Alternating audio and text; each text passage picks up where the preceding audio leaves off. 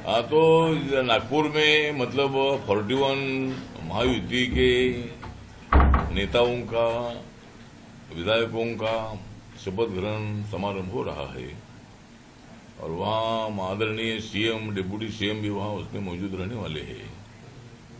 लेकिन मैं महायुति का एक मेंबर हूँ, लेकिन मुझे इसका निमंत्रण भी नहीं आया है। मतलब जब चुनाव आता है तो मुझे हर जगह पर ले जाते हैं, लेकिन जब अभी शपथ का टाइम है तो मुझे निमंत्रण भी आया नहीं है। और उसके बाद जिस तरह रिपब्लिकन पार्टी का एक अच्छा प्रदर्शन इलेक्शन में रहा, विधानसभा के इलेक्शन में जो बुद्धिस्ट समाज है, अम्बेडकरी समाज है, दलित समाज है, बड़ी संख्या में महायुति के साथ रहा। लोकसभा में मतलब थोड़ा जो हमारा तो समाज था, ये अपोजिशन के संविधान बदलेगा इसी तरह के प्रचार के कारण दलित समाज में थोड़ा गलतफहमी थी। लेकिन हमने पूरे समाज को समझाने का काम किया कि बाबा साहब का संविधान कोई बदल नहीं सकते हैं। बाबा साहब अम्बेडकर जी का संविधान सबके लिए है, हिंदू हो, मुसलमान हो, सिख हो, ईसाई हो, जैन हो, बुद्धिस्ट हो, सबके लिए संविधान है। तो फिर इस चुनाव में मतलब विधानसभा के चुनाव में पूरा अम्बेडकर समाज, बुद्धिस्ट समाज, दलित समाज बड़ी संख्या में महायुति के साथ रहा। लाडली बहना का तो फायदा हमको हुआ ही हुआ, लेकिन लोकसभा का अनुभव इस इलेक्शन में आया नहीं। ये वोट इतना प्लस हो गया कि महायुति को 237 सीटें मिली और महाविकास आघाड़ी को खाली 46 सीटें मिली। तो ये महाविकास आघाड़ी की बहुत बड़ा मतलब उनका पराभव है। और इसी तरह मतलब लेकिन कई दिनों से रिपब्लिकन पार्टी को लोकसभा में भी टिकट एक भी जगह नहीं दी थी, विधानसभा में एक भी जगह नहीं दी।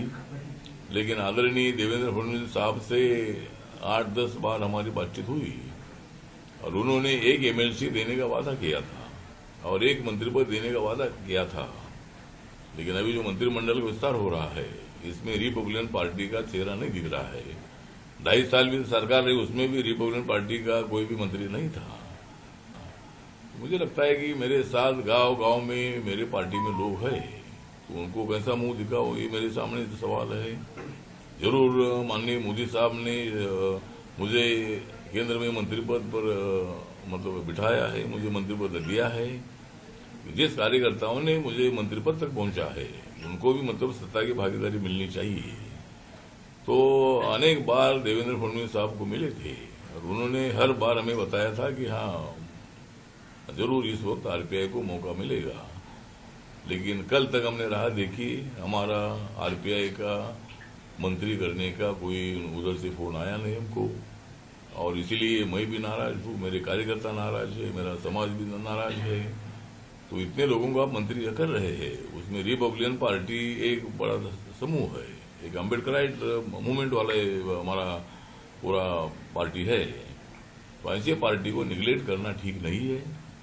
तो हमें हमारी नाराजगी है, लेकिन उसके साथ साथ हमारी मांग यह है कि जो 2 मंत्री पद बचे हैं उसमें तो रिपब्लिकन पार्टी का विचार करना चाहिए। और महामंडल में और जिला तालुका की समितियां हैं, महापालिका इलेक्शन है, जिला पंचायत इलेक्शन है, उसमें भी रिपब्लिकन पार्टी को थोड़ा हिस्सा मिलना चाहिए। ये हमारी मांग है। और जो मतलब मंत्रिमंडल का विस्तार हो रहा है उसको तो हमारी बधाई है ही है, लेकिन रिपब्लिकन पार्टी को क्यों टाला जाता है ये मेरे समझ में नहीं आ रहा है। इतने लोगों को आप मंत्री पद दे रहे हैं, जो जिसको आप मंत्री बना रहे हैं उनका संपर्क खाली जिला तक होता है। मेरे पार्टी का संपर्क पूरे राज्य में है। तो ऐसे पार्टी को निगलेक्ट करना मतलब उनको अवॉइड करना ये अच्छी बात नहीं है। जरूर माननीय देवेंद्र फडणवीस जी ने जो शब्द दिया था उस शब्द के मुताबिक उन्होंने हमें एक मंत्री पद देना चाहिए, ये हमारी आग्रही मांग है।